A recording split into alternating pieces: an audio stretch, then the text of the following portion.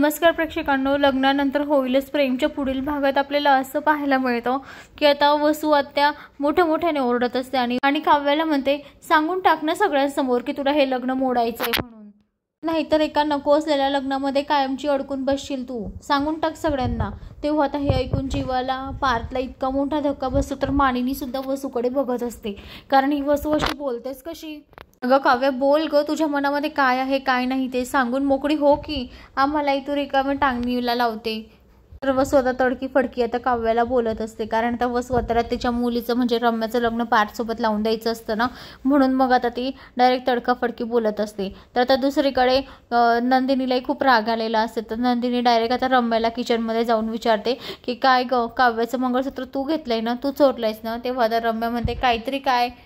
तेव्हा आता नंदिनी तिचा हात धरून म्हणते, रम्या, तू काव्याचे आणि पार्थचे लग्न मोडण्याचे अधिक प्रयत्न कर तू, पण मी तुला तसं होऊ देणार नाही, कारण काव्य माझी धाकटी बहीण आहे, मी तिचा संसार मोडून देणार नाही. तू कितीही उचलपट कर पण मी काहीच होऊ देणार नाही, तू लक्षात ठेव ही गोष्ट.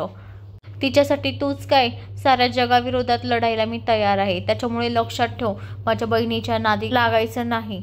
तर मंडळी, अशाच मालिकेच्या नवनवीन अपडेटसाठी चॅनलला लाईक आणि सबस्क्राईब करा, शेअर करायला विसरू नका. धन्यवाद.